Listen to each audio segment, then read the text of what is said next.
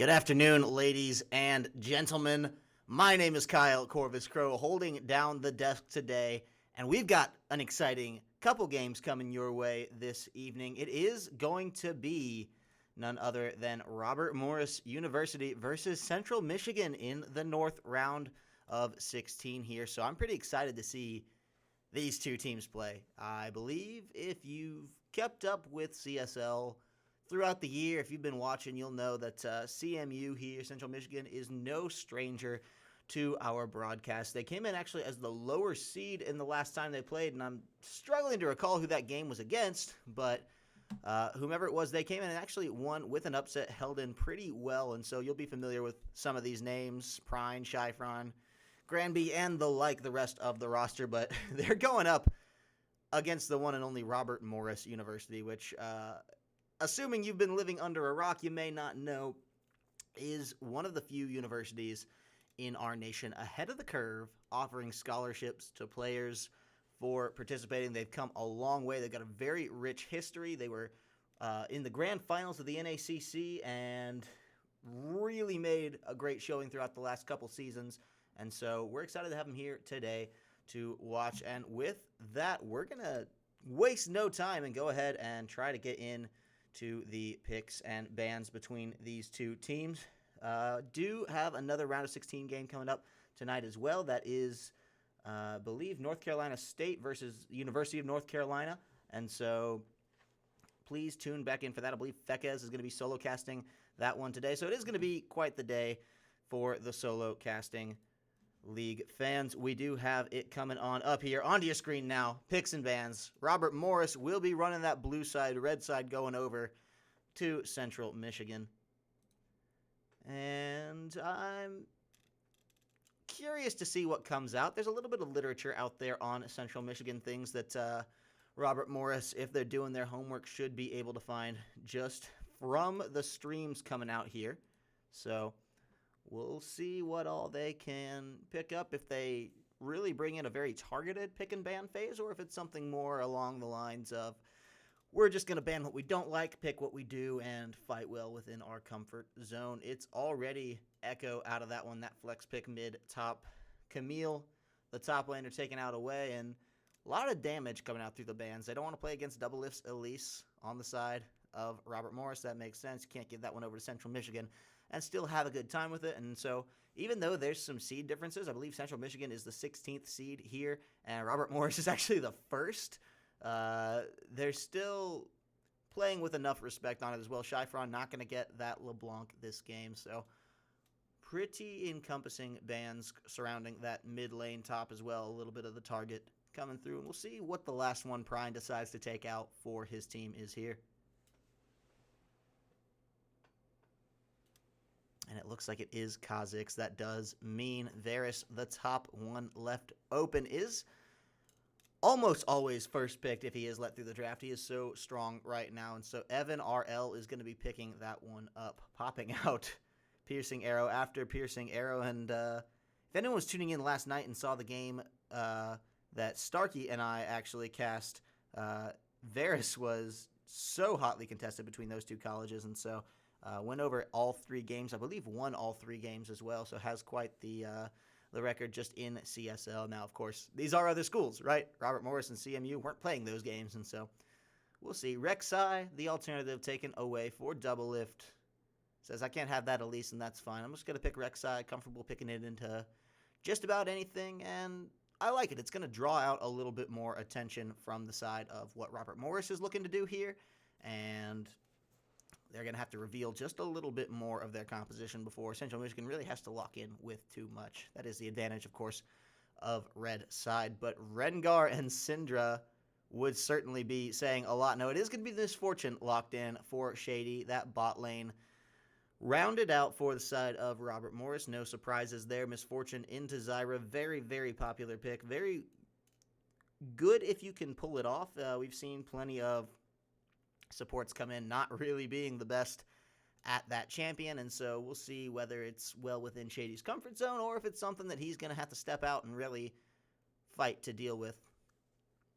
Like the Lux pick coming through into the Cinder, it's a safe one. They're building a very strong backlining team from the side of CMU, just in that Rek'Sai can provide a really good engage tool, and Lux doesn't have to be near you. Ashe and Caitlyn, both these carries as well, whichever one does get locked in, can really harass you from a distance quite well with the abilities. I think Caitlyn a little bit better suited to that than Ashe, so it's looking like a very poke-heavy composition rounding up from CMU here, and I like it. They're going to try to build their front line around Rek'Sai, and hopefully I'd like to see a tanky top laner in here. I believe Irelia for Prime would be quite the interesting pickup. Can be a little good bit of tanky damage, good bit of front line there.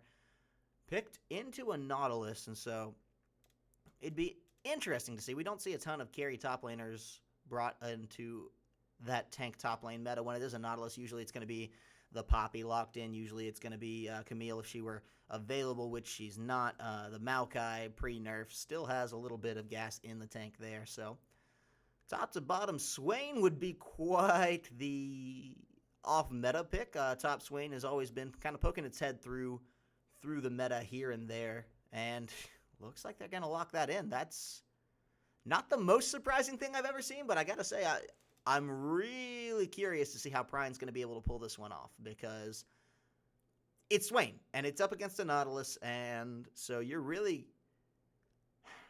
I guess you're going to be dependent on getting that level 6 to really duel him out. The snare is an option, but Nautilus has quite a few good escape options with his dredge line to get him to other targets and out of Swain's snare and root there, and so we'll see. I like that he's Prime has picked a ranged into a melee here, just to say I'm going to keep it unconventional. I'm going to keep moving with this one, and I'm not going to get too beat up on through this, so all in all, I like the compositions both teams have built. Mordio on that Rengar is going to be quite the threat and really has a lot to play around with West Coast carry being on that Nautilus as well. They can certainly set up a whole lot for their team, and then it's Syndra, it's Varus, and it's Misfortune. So these two members are going to need to be all the peel, West Coast carry and Mordio, but then for Gillette, Evan, and Shady, these guys are just going to be able to unleash all hell in damage, and there are some squishy targets to do it to, right? Over on the side of CMU, they have Rek'Sai for tank, and that's great. You want Rek'Sai for tank, but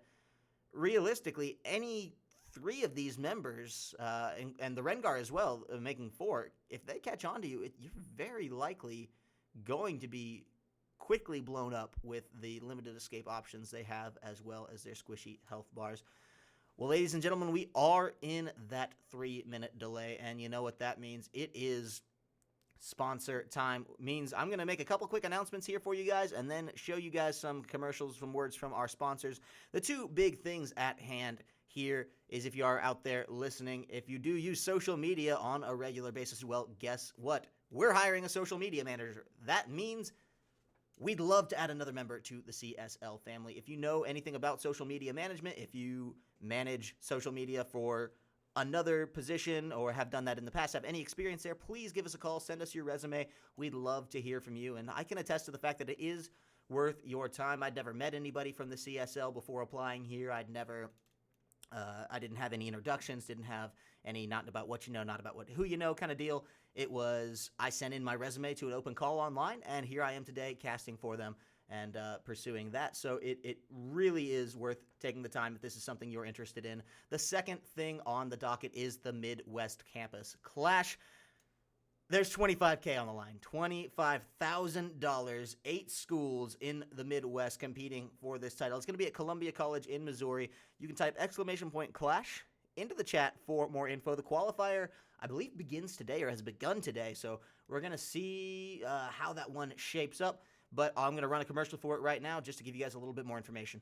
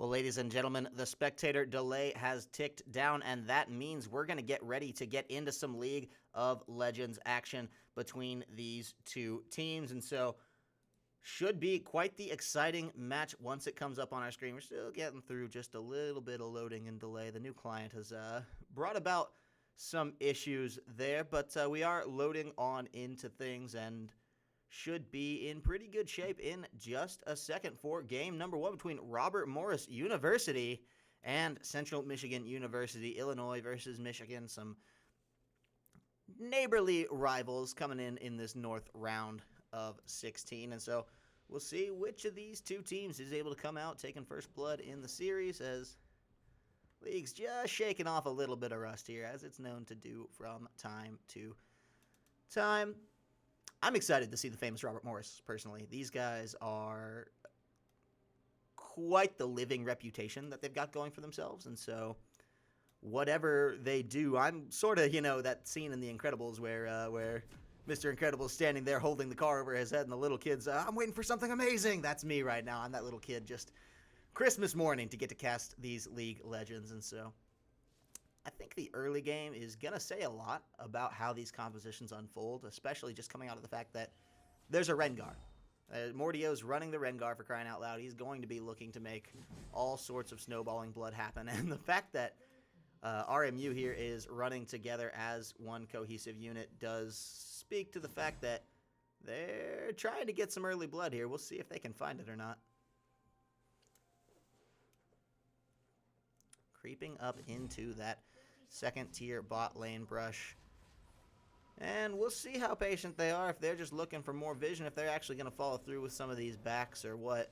Looks like, yeah, a couple members of the team, 3 to be specific, will just hop on out of there, knowing that the side of CMU has likely started that very defensive start. Who can blame them? You're going up against Robert Morris. I can only imagine my palms would be so sweaty right about now, and so there's a difference, though, between putting too much respect on the name and coming at it as a healthy competitor. And so we'll see what can happen here. Disable chat. Fun stories about cats getting stuck in Pop-Tarts are great, but I'm not.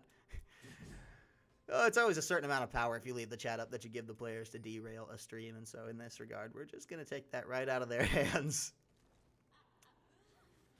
Lane starting pretty quiet. The Syndra versus Lux seems to be all the rage. Might have a little bit of a delayed invade for the side of Robert Morris here as they come in trying to throw off that blue buff, but it doesn't sway Double Lift too heavily. He takes a little bit of harass and then says, whatever, that's okay.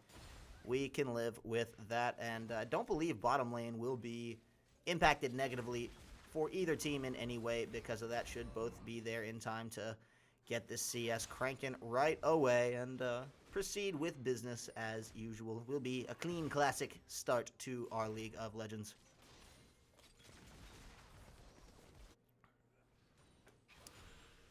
Want to see how Prine handles this. West Coast carry is not afraid to get in his face, but you can see he's taken quite a bit on the nose for it, and Prine with his minions is priming them up to just be a threat, be in the face, and keep this pressure down, but is losing handily in terms of CS off the bat, so playing with a respect for the Nautilus and not wanting to waste too much time on harass back. We'll try to farm under tower there. And look at this. Double Lift and Mordio are on a collision course. Double Lift coming up for his red, and Mordio's here. He's got it already. That's a flash, but it's not a close one. Great snare up from Shyfron to keep Double Lift alive, but still, that's flash blown very early for the Rek'Sai, and that's an important summoner when you're trying to get off those early ganks. And so Mordio has bought himself a hell of a lot of time on this first gank. He's got some good bandwidth going there.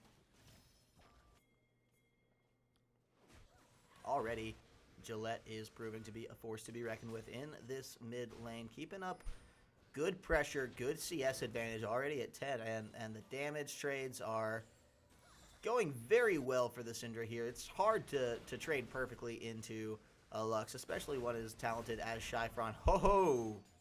Behind the Shadows almost takes a beating on the chin there. Didn't quite need the summoner heal. Granby said, well, you can get out without it. Prime, though, gonna get flashed in on, has to flash out. That's not too surprising. West Coast carry is a tanky Nautilus, but he's not tanky enough to dive towers just yet, not with just a Doran's ring. And so believe that should be the back and teleport in for both top laners. We'll see if they take the gentleman's agreement to just waddle back, or nope, they're going to TP.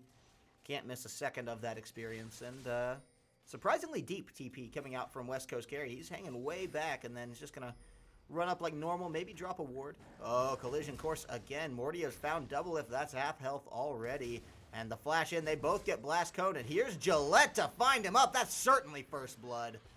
Going over. Robert Morris University already over a grand in the gold lead, and so they're making the moves they need to. The CS is up, the jungle pathing is up especially, and they're forcing a lot of pressure on this map. It looks like CMU's playing a little scared here.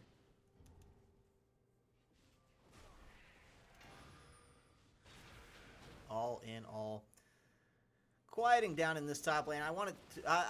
I think I wanted a little bit more action than what we're seeing up in here, and maybe we'll find it off the back of double if he is in the general neighborhood. But you see a Swain picked up into a Nautilus, and you're expecting like, okay, well, man, like he's volunteered himself into this position. He's got to be just like making Nautilus slam his head against the wall time and time again. And really, it's unfortunate, but West Coast Carry's taken most of his damage from tower shots at this point, I believe.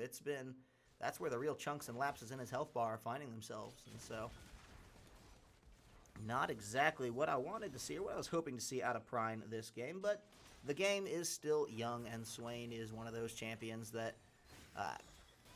can fall behind, and then, okay, yeah, sure, he finds himself a kill, and then he's back into it. Shyfron may find himself killed here, and Prine as well, quite low. West Coast Carry is laying down the hurt and taking the CS advantages left, right, and center with it. In fact, the only area in which CMU seems to be keeping up well in the CS is their bot lane. This could be good for Doublelift. He's going to try to get in onto Gillette here. Nice step back to avoid the knockup, but it doesn't matter. Doublelift comes in to take that kill away, and they should get a little bit of good mid pressure here.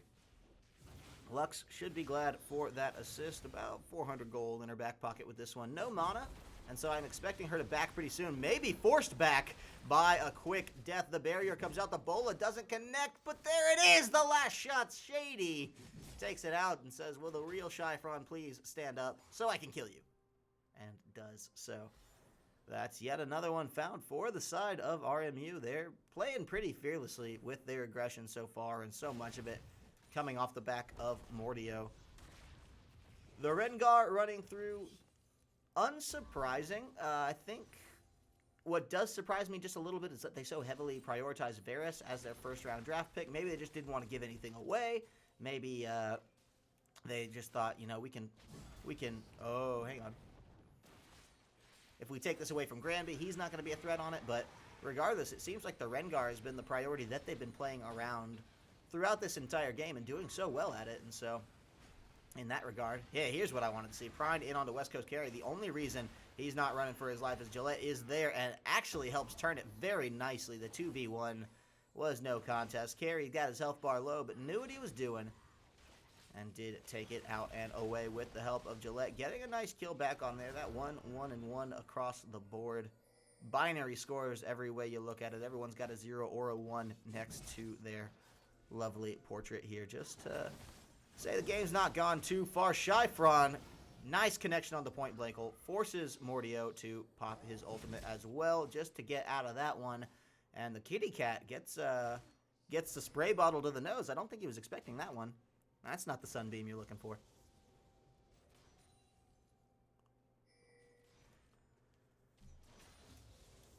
It's only 8 minutes in, and we've seen a 3K gold lead built already. That's quite impressive, seeing as most of it's actually just done up off of CS. I'm actually quite interested to see the differentials between these players. I'll pull that on up.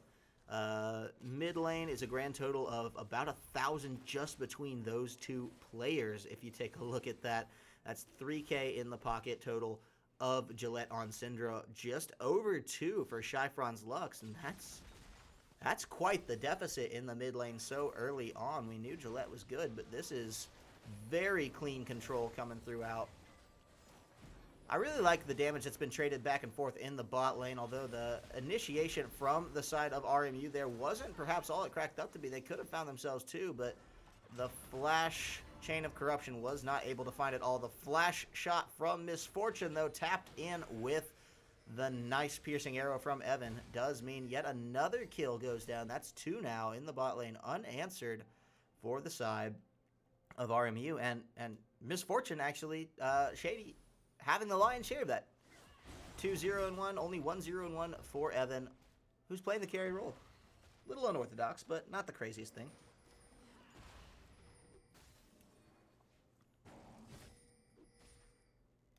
Mordio seems to be everywhere at once on this. Last time we checked in, he was getting vision and setting up Scuttle right around that Dragon Pit. This time around, he's doing it in the Rift Herald area on the top side of the map. And the vision from Robert Morris is ridiculous here, right? These guys have so much going for them in their vision control right now. And it seems like the side of CMU can't quite get a leg up. Doublelift doesn't want to duel with Shady. Didn't quite know what he was getting himself into burrowing over that wall, but didn't have the support network of wards to really risk finding out because they had no idea, I assume, where Mordio is. They've got, I see 1 ward on the map, maybe 2. I think it's 2 wards on the map. 1 in Bot River, 1 in near the mid lane, where Shyfron's getting quite collapsed on. No barrier is going to save you there, and Immobile Lux goes down yet again. Staying quite low in this one, and already a level down. Level 7 to Gillette's 8, and the experience wave have not been terribly kind. Holy cow, that's a nice combo. Shady finds kill number 3, and that means Spree. Meanwhile, in the mid lane, the tower is going to almost certainly be first tower of the game, given over a little bit of a share. They don't want to just say it's Mordio's, it's Gillette's. They're going to split it. Go Dutch. Very gentlemanly. And should come through to pave the way for this next tower coming down as well. That's 2 towers in the span of maybe 10 seconds. Robert Morris is not messing around here, and they're diving Prine on the back line. Mordio has to flash out because yet again Lux is coming just so terribly close yet so far away, and it's not enough. They can't find him. The kitty cat runs out, says, hey, I still got 7 more lives. Oh, man.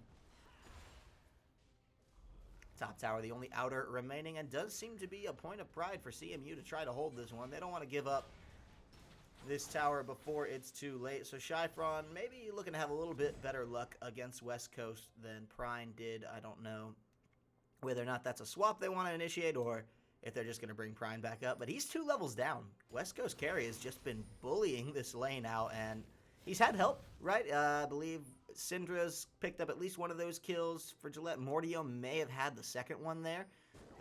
Can't honestly recall that one, to be honest, but did either way get himself a 2-level advantage in this top lane as the melee, right? That's the one that's more than likely going to get zoned out, going to have to farm under tower, and now Doublelift's in a bad spot. Does not want to be kill number 9 for the side of RMU. Runs out, and Shady, no slouch on that support Misfortune, just there to do a hell of a lot of damage and has lived up to that role quite well. Look at that.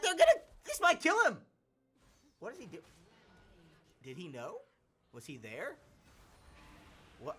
I'm a little bit thrown off by that one. Not going to lie to you, but Doublelift may have just lost all hope. Known he couldn't have gotten out of that one. Don't think that's the case. Did have the flash. Probably had his tunnel as well. Oh, now this is a bad situation for Granby. Look at Mordio. He's being so polite.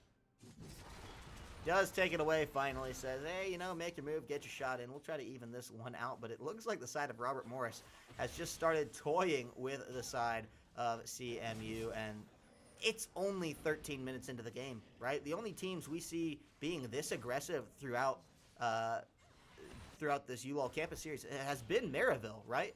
Maryville, one of those teams that's sort of likes to keep up and play the same style, get over a 10K gold lead in just 15 short minutes. We're not even at 15 minutes, and so holy cow, how do you play against something like that? And this actually, so CMU, I believe, has some experience playing against Maryville. I believe they were in the same division. I think I cast that game with Reed just a little earlier this year, actually, and oh, that's going to be Gillette. Taking a good bit on the chin. Shouldn't die for this one. Actually, should probably try to help turn it around with that ultimate. And now Shyfron is the one running for the hills. But yeah, the point I was steering toward in general, CMU played against that Maryville, know exactly how tough that playstyle is, and it looks like it didn't help too much in preparing them to deal with the same style again. It's so aggressive coming out from the side of Robert Morris, and they're really just making moves. I do have to apologize. I believe the clan is frozen here right around 14 minutes. Not sure what's going on into there. Just a slight hiccup. They get back into the action.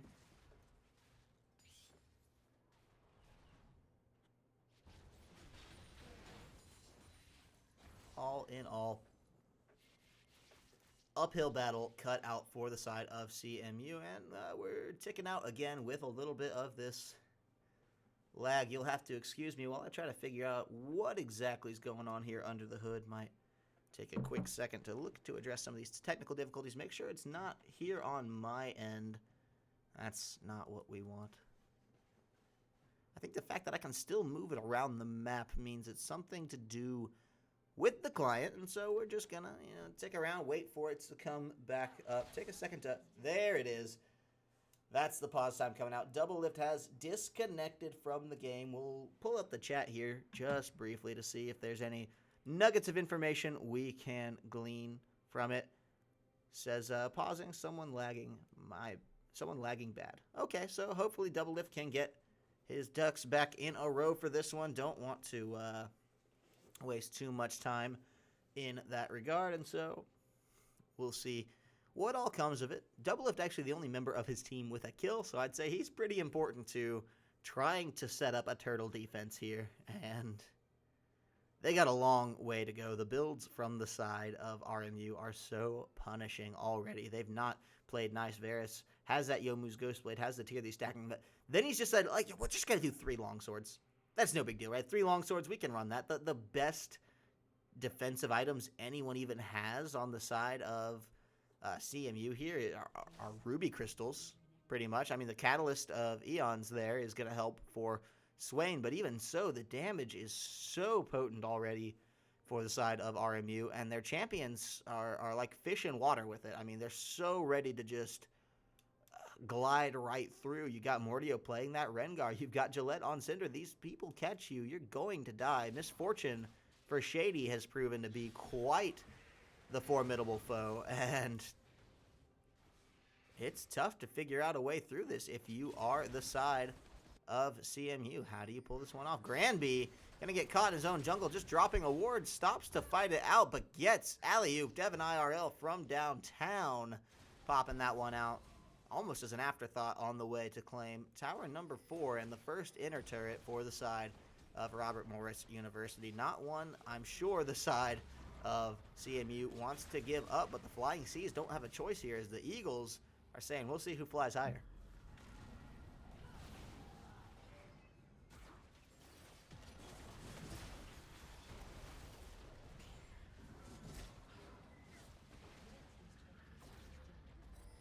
That's another tower down for the side of RMU. They're not afraid to just take one, take another, roll right on through it. So many teams fill that silence, that little bit of empty time on the map from when they've taken one tower, just with a back, with a rave reset, with a buy, but not the side of RMU. No, they're not messing around at all. This squad from Illinois is making quite the showing here on the Rift today, and there's some wombo combo. Prine's in trouble. Gillette takes the credit for that one. They're not done yet, though. Behind the shadows, has to flash away, and are you kidding me? That much damage coming off of just the Nautilus ultimate. I did not expect that to kill him, but ladies and gentlemen, it sure as hell did. And just like that, they're going to be on what could possibly start the makings of a 4-tower spree. An inhibitor looks to be only a formality as well. Just crossing that one out on through this and making sure they're not in any danger of this one. They're diving the Nexus towers, and they don't even care. Shady is dominating 6-0-4 as Misfortune. Most Misfortune ADCs don't have this good of games. Brian will be the next one to die here, and it looks like under 20 minutes, Robert Morris is looking to make this case. Double Lift is in, but with the exhaust on him, there's not much he can do. There's 5 members still, most of which are above half health for the side of Robert Morris. Shadows is going to be the next target on his fountain. Steps, dies, can't get out of that one in time. And Nexus Tower number 1 falls. 16 minutes and 37 seconds on the clock. They finally have to take a breather while they wait for a wave to catch up. I get the feeling they don't even want to. They're just like, oh, okay, we're out of options. This is the next best thing. And holy cow, Robert Morris, in a span of 2 minutes, obliterates the map of Central Michigan and finds themselves damn near a 20k gold lead, 18k gold lead in not even as many minutes.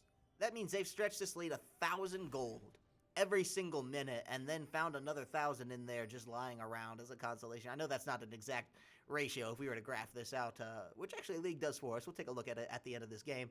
Obviously, that's not what we would see, but it still proves quite a point. 18 kills in 17 minutes. 18k gold in 17 minutes. These guys are wasting no time. And now look at this. Shyfron will be another one to fall as they're looking for that 20 kill, 20k run through this. And it's just a matter of time. They're priming up this minion wave in the bot lane. They've already got one pushing very well in the mid lane. And the top lane, we already know, has no inhibitor, is going to be consistently getting battered down here. And when you're a level 9 Swain, how do you deal with super minions?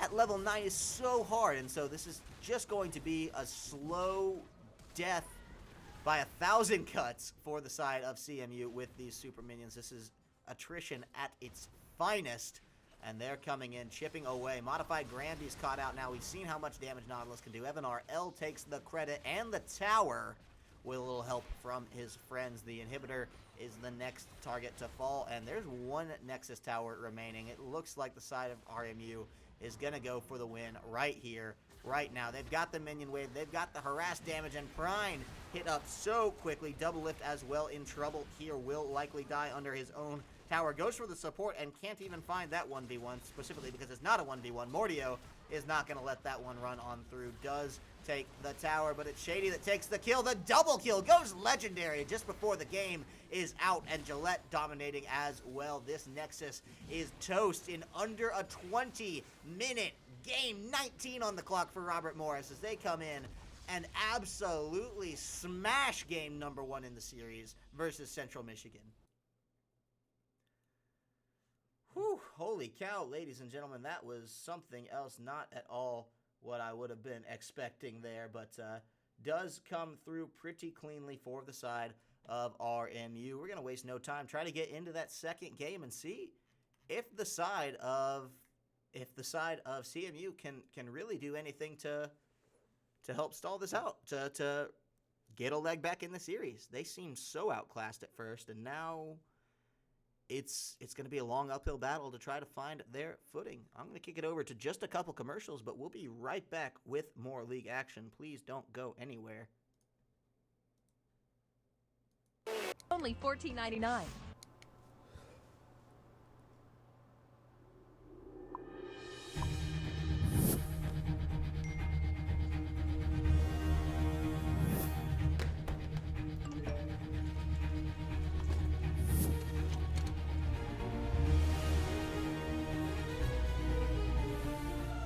Don't miss the call. Download Band. Communication made easy.